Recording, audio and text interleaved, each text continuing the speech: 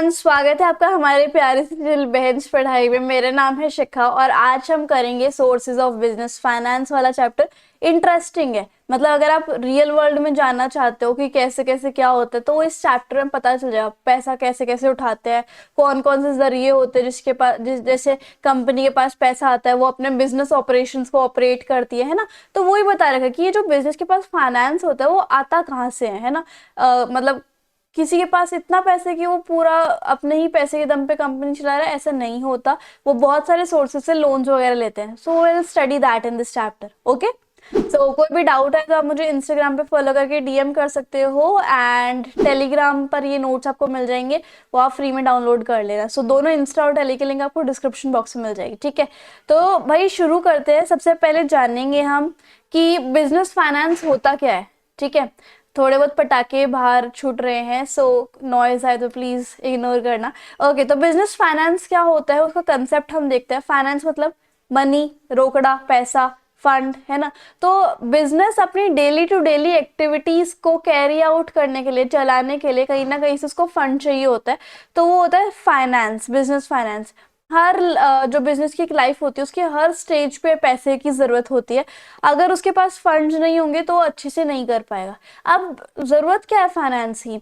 एक तो fixed capital चाहिए होती है बिजनेस को। फिक्स्ड कैपिटल क्या होता है? जैसे जमीन चाहिए जहां पर वो बैठ के काम कर, मतलब जिस पर वो काम कर सके, उस जमीन के ऊपर उन्हें बिल्डिंग चाहिए, उसके बाद मशीन्स वगैरह चाहिए। तो ये होती है फिक्स्ड कैपिटल कि एक बार वहां पे फिक्स तरीके से पैसा लग गया, फिक्स्ड एसेट्स। तो यहाँ पर इन सभी चीजों के लिए बिजनेस को पैसा चाहिए होता है। That's why there is a need of business finance in fixed capital requirement. Working capital requirement क्या होता है? जैसे कि छोटा मोटा काम जो डेली के डेली बेसिस पे होता है कि रॉ मटेरियल को परचेज करना, सैलरीज को, वेजेस को पे करना, रेंट टैक्सेस को पे करना। तो ये वर्किंग कैपिटल रिक्वायरमेंट्स होती है। तो ये डे टू डे ऑपरेशंस के लिए भी बिजनेस को पैसा चाहिए होता है।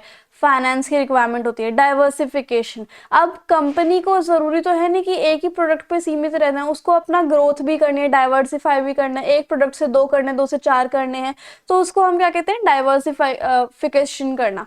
तो उसके लिए भी फंड्स चाहिए। टेक्नोलॉजी नहीं आई है, उसको अपग्रेड करने के लिए भी चाहिए। ग्रोथ करनी है, एक्सपेंशन करना अपने बिजनेस का, तो उसके लिए भी पैसा चाहिए, है ना। अब हमें ये जो आपको पूरा चार्ट दिया हुआ है कि इतने सारे सोर्सेज ऑफ फंड्स हैं, ये सब आपको नहीं पढ़ने हैं। जितना लिखवाया हुआ है ना आपके सिलेबस में 2023 और 24 के, मैं उस हिसाब से मैं पढ़ा रही हूँ।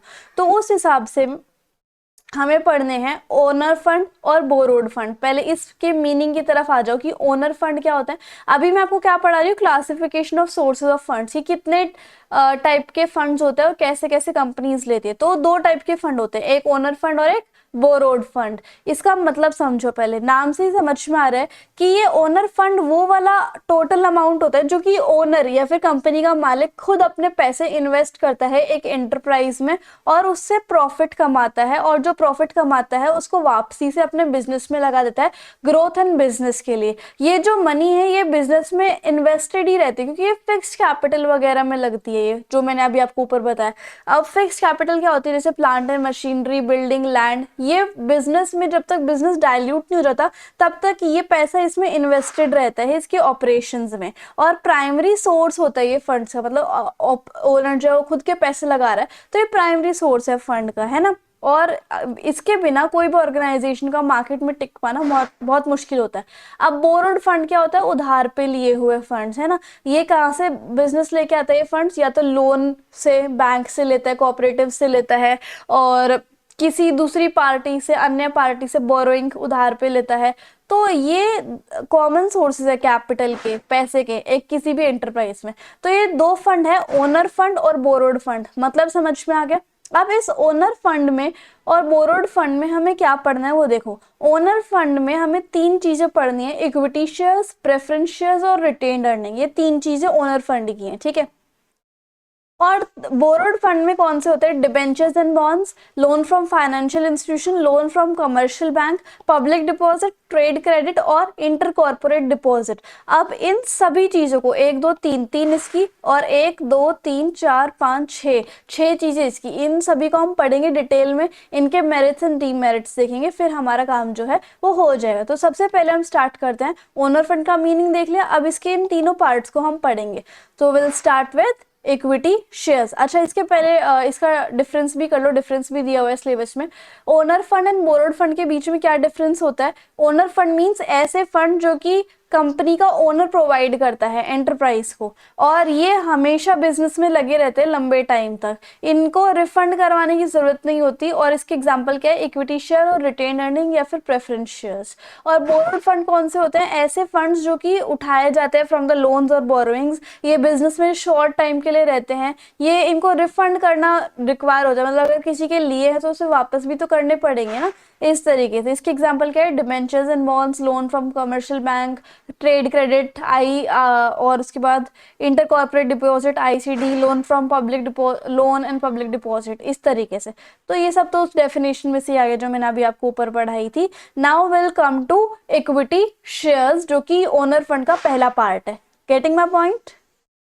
नाउ इक्विटी शेयर्स कौन से होते हैं? ये ऐसे शेयर्स होते हैं जो कि कंपनी में ओनरशिप को रिप्रेजेंट करते हैं। जैसे मान लो मैंने किसी कंपनी के इक्विटी शेयर खरीद लिए, तो एक तरीके से मैं उसकी ओनर ही हो गई, एक तरीके से, ठीक है, क्योंकि मेरे पास राइट टू वोट है उस कंपनी में एंड राइट टू पार्टिसिपेट भी है, मैं उस कंपनी की मैनेजमेंट में पार्टिसिपेट कर सकती हूँ। इसके एडवांटेजेस देखो, ये एक टाइप की परमानेंट कैपिटल है, इंपॉर्टेंट सोर्स ऑफ फाइनेंस है, वो भी लंबे टाइम के लिए। और कंपनी को अपनी जैसे मान लो इक्विटी शेयर्स की रिपेमेंट करने के लिए या फिर इंटरेस्ट वगैरह देने के लिए कंपनी को अपनी एसेट्स को गिरवी नहीं रखना पड़ता। They can easily pay the return of investment of equity shares, higher returns. Equity share holder क्योंकि लंबे चलते हैं, ईयर्स तक चलते हैं, तो उनका रिटर्न ऑफ प्रॉफिट भी जो है वो हायर ही आता है। कंट्रोल, मेरे पास राइट टू वोट भी है, राइट टू पार्टिसिपेट भी है किसी भी कंपनी में पार्टिसिपेट करने के लिए, अगर मेरे पास उस कंपनी का इक्विटी शेयर है तो।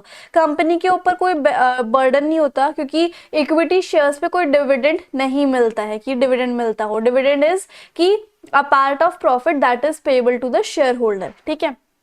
अब इसकी लिमिटेशन क्या है? रिस्क। इक्विटी शेयर होल्डर बहुत ज़्यादा रिस्क लेते हैं, क्योंकि यहाँ पर पेमेंट ऑफ डिविडेंड जो है वो नेसेसरी नहीं होता। अगर डिविडेंड नहीं मिलेगा तो आपका पैसा जो है वो 50-50 चांस है कि उसको मिलेगा भी या फिर नहीं भी मिलेगा लास्ट में, ठीक है। हायर कॉस्ट, इक्विटी शेयर्स की कॉस्ट जो है वो ज़्यादा होती है प्रेफरेंस शेयर से। इक्विटी शेयर का इशू करना बहुत टाइम कंज्यूमिंग होता है, और ये शेयर मार्केट की कंडीशन पे डिपेंड करता है कि वो इक्विटी शेयर इशू करेंगे या फिर नहीं करेंगे, है ना। सो इस तरीके से इक्विटी शेयर्स की डिमांड जो है वो बूम टाइम में ज्यादा होती है। अब प्रेफरेंस शेयर्स देखो कौन से होते हैं, ये सेफर इन्वेस्टमेंट के लिए होते हैं इक्विटी शेयर से, इनको फिक्स रेट पे डिविडेंड मिलता ही मिलता है। और preference share holder is like a creditor, कि मैंने आज किसी को 500 रुपए दिए हैं, तो मुझे अगले कुछ मतलब जो स्पेसिफाइड पीरियड ऑफ टाइम होता है उसमें वो मेरे को 550 रुपए देगा। तो इस तरीके से एक टाइप का क्रेडिटर ही होते हैं प्रेफरेंस शेयर वाले। लेकिन मेरे पास कोई भी वोटिंग राइट नहीं है अगर मेरे पास किसी कंपनी के प्रेफरेंस शेयर है। अभी कुछ टाइप्स ऑफ प्रेफरेंस शेयर बताए हैं जो कि हमें नहीं पढ़ने हैं, तो इसलिए हम सिर्फ मेरिट्स पे चलते हैं। यहाँ पर इन्वेस्टमेंट सेफ होती है, क्योंकि कंपनी को चाहे लॉस हो प्रॉफिट है, वो सिर्फ आपको डिविडेंड देंगी ही देंगी, ठीक है, in the type of interest देंगी ही देंगी। तो प्रेफरेंस तो इस तरीके से प्रेफरेंस शेयर्स जो है वो ज़्यादा सेफ होते हैं। अब कंपनी जो है उसको अपनी एसेट्स को गिरवी नहीं रखना होता जब वो इशू करती है प्रेफरेंस शेयर्स को, ठीक है। कंट्रोल, यहाँ पर मेरे पास कोई कंट्रोल नहीं है, ना मेरे पास कोई वोटिंग राइट है, ना मैं मैनेजमेंट में पार्टिसिपेट कर सकती हूँ, लेकिन हाँ मुझे फिक्स डिविडेंड जरूर मिलेगा। अगर कोई इन्वेस्टर ऐसा है कि उन्हें गारंटी चाहिए ही चाहिए कि हाँ मुझे तो पैसा चाहिए ही चाहिए, रिटर्न मेरे को चाहिए ही चाहिए, तो प्रेफरेंस शेयर्स ले ले। लेकिन इसके कुछ डीमेरिट्स भी हैं, ये कॉस्टली है ना। ये कॉस्टली है, इनका रेट काफ़ी ज़्यादा रेट, और जैसे कई कंपनीज डिबेंचर्स एंड बॉन्ड्स भी इशू करती है, लेकिन प्रेफरेंस शेयर्स अगर वो इशू करती है तो कंपनी को ज़्यादा पैसे देने पड़ते हैं, है ना। तो ये डिबेंचर्स से कॉस्टली है, कोई टैक्स नहीं बचता। प्रेफरेंस शेयर्स जो है वो डिडक्टेबल है फ्रॉम प्रॉफिट, इसको प्रॉफिट से डिडक्ट करना ही पड़ता है। मैंने आपको बताया था ना, ये प्रॉफिट का एक हिस्सा है डिविडेंड, जो कि आपको देना ही देना पड़ता है। तो यहाँ पर जैसे मान लो अगर आपने डिविडेंड दिया भी, और कंपनी को तो टैक्स देना ही पड़ता है, इनकम टैक्स तो उसको देना ही पड़ता है। तो अगर आप इनकम टैक्स वालों को ये बोलोगे कि प्रेफरेंस डिविडेंड हमने पे किया तो हमारा टैक्स माफ कर दो, तो वो नहीं करेंगे। तो इसलिए नो टैक्स सेविंग है। No suitable for risk taker, कई लोग ऐसे होते हैं जो रिस्क लेना चाहते हैं, वो सोचते हैं कि हमें तो प्रॉफिट होगा ही होगा, वो भी लंबे टाइम में जाके, और लॉस का तो कोई चांस नहीं है, तो इक्विटी शेयर्स ले लेते हैं। लेकिन उन्हें ये नहीं पता कि हो भी सकता है कि लॉस हो जाए, ठीक है। और लेकिन प्रेफरेंस शेयर्स एक सेफर चॉइस रहती है लोगों की, कि यहाँ पर तो डिविडेंड मिलेगा ही मिलेगा, चाहे कंपनी को प्रॉफिट और लॉस हो, हमारा पैसा नहीं घाटे में जाएगा। तो जो रिस्क टेकर्स होते हैं उनके लिए प्रेफरेंस शेयर्स मायने नहीं रखते, लेकिन जो सेफर्स होते, जो सेफ रिस्क टेकर्स होते हैं उनके लिए प्रेफरेंस शेयर्स काफी अच्छा माना जाता है, ठीक है। तो ये हो गए। अब हमें प्रेफरेंस शेयर्स भी हो गए और इक्विटी शेयर्स भी हो गए। अब तीसरा हमें ओनर फंड का क्या पढ़ना था, रिटेन्ड अर्निंग। रिटेन्ड अर्निंग क्या होती है कि एक कंपनी के पास प्रॉफिट जो होता है, उस प्रॉफिट में से उसको क्या निकालने होते हैं, टैक्स निकालना होता है, डिविडेंड निकालना होता है प्रेफरेंस शेयर्स वालों के लिए, और एक तीसरा हिस्सा जो बचता है बचे कुछ प्रॉफिट का, उसको हम क्या कहते हैं, रिटेन्ड अर्निंग, जो कंपनी अपने पास रख लेती है आगे के लिए फर्दर री इन्वेस्टमेंट पर्पस के लिए। इसको हम सेल्फ फाइनेंसिंग सोर्सेज भी कहते हैं, sources of self financing. Okay, so इसके लिए मेरिट्स देखो, no cost in the form of interest, dividend, advertisement, prospectus. अब इसके लिए ना तो कंपनी को कोई इंटरेस्ट देना पड़ता, ना डिविडेंड देना पड़ता, ना एडवर्टाइजमेंट छपवाने पड़ते। जैसे इक्विटी और प्रेफरेंस शेयर्स के लिए तो उन्हें एडवर्टाइजमेंट, प्रोस्पेक्टस वगैरह छपवाने पड़ते हैं, ऐसा इसमें होता नहीं है, कंपनी के पास ये होती ही होती है retain earning. No charge on asset, company को कोई भी अपनी एसेट गिरवी नहीं रखनी पड़ती। गिरवी इन द सेंस, मान लो अगर आपको कोई लोन ही लेना होता है किसी बैंक से, तब भी आप तो गिरवी तो रखते ही हो चीजों को, है ना। क्या पता कल को आप लोन पे ना करो बैंक का, तो वो आपकी एसेट्स बेच के पैसा निकाल लेंगे बैंक वाले, है ना। लेकिन अगर वही होता है प्रेफरेंस शेयर्स में, मान लो अगर आपने डिविडेंड नहीं पे किया कंपनी ने, तो इन द फॉर्म ऑफ उसको मॉर्टगेज करनी पड़ती है एसेट, इस टाइप से तो वो कह रहे हैं। तो यहाँ पर रिटेन अर्निंग अर्निंग में कंपनी को अपनी एसेट्स जो गिरवी नहीं रखनी होती है, मॉर्टगेज मतलब गिरवी। ग्रोथ एंड एक्सपेंशन कर पाती है कंपनी क्योंकि उसके पास री इन्वेस्टमेंट के लिए रिटेन अर्निंग है। और डीमेरिट्स देखो इसके क्या क्या है। It is a certain source of fund because it is available only when profit are the high. Uncertain source of fund मतलब पक्का नहीं है कि रिटेन अर्निंग होंगी या नहीं होंगी, ये सिर्फ तभी होती है जो प्रॉफिट हाई होती हैं। सेटिस्फैक्शन नहीं होती शेयर होल्डर में, रिटेन अर्निंग रिटेन प्रॉफिट जो है वो शेयर होल्डर के बीच में डिससेटिस्फैक्शन प्रोवाइड करते हैं, क्योंकि कंपनी सोचती है कि इतना तो मैं अपने पास रखूंगी, बेशक मेरे को प्रेफरेंस शेयर होल्डर वालों को लो डिविडेंड पे करना पड़े। तो शेयर होल्डर के बीच में डिससेटिस्फैक्शन होती है कि यार इन्होंने तो बहुत कम रिटर्न दिया, इस तरीके से। तो ये हो गई रिटेन अर्निंग, इक्विटी शेयर्स और प्रेफरेंस शेयर्स। तो ओनर्स फंड हमारा खत्म हो गया। अब हमें क्या पढ़ना है, बोरोड फंड के जो टॉपिक्स है जैसे कि डिबेंचर्स, बॉन्ड्स वगैरह, तो वो अब हम पढ़ेंगे। अब डिबेंचर्स क्या होते हैं, डिबेंचर्स जो है इंपॉर्टेंट डेब्ट सोर्स ऑफ फाइनेंस होते हैं। ये लंबे टाइम के लिए, मतलब हम उधार पे लेते हैं एक तरीके से। जैसे कंपनी है मेरी, तो मैंने डिबेंचर्स इशू करवा लिए, यानी कि मैं एक टाइप का कर्जा ले रही हूँ, ठीक है, वो भी लॉन्ग टर्म के लिए। डिबेंचर, अब मेरी कंपनी के डिबेंचर्स जो जो खरीदेंगे, मुझे उन्हें फिक्स्ड रेट ऑफ इंटरेस्ट देना पड़ेगा, ठीक है। मान लो अगर मेरी कंपनी में मैंने डिबेंचर्स इशू कर दिए लंबे टाइम के लिए, तो आप अगर मेरी कंपनी का डिबेंचर लेते हो तो मुझे आपको फिक्स्ड रेट ऑफ इंटरेस्ट देना पड़ेगा, या तो हर 6 महीने में या फिर हर साल में। आप एक टाइप के क्रेडिटर हो जाओगे, ठीक है, ऑफ अ कंपनी। अब डिफरेंट टाइप ऑफ अब टाइप्स ऑफ डिबेंचर भी देखो, कुछ टाइप ऑफ डिबेंचर्स हैं, इनका हमें कुछ पढ़ना वगैरह नहीं है, just for a sake of interest आप एक बार रीड कर लेना कि कौन कौन से टाइप्स होते हैं, वरना इनका कोई काम नहीं है। मेरिट्स ऑफ डिबेंचर्स देख लेते हैं। इन्वेस्टमेंट सेफ होती है, क्यों, क्योंकि इनके पास एक फिक्स्ड रेट ऑफ इंटरेस्ट मिलेगा, ठीक है। अगर मैं किसी कंपनी के डिबेंचर्स ले रही हूँ तो मुझे फिक्स्ड रेट ऑफ इंटरेस्ट मिलेगा ही मिलेगा, लेकिन मेरे पास कोई वोटिंग राइट नहीं है, ना मैं मैनेजमेंट में ले सकती हूँ।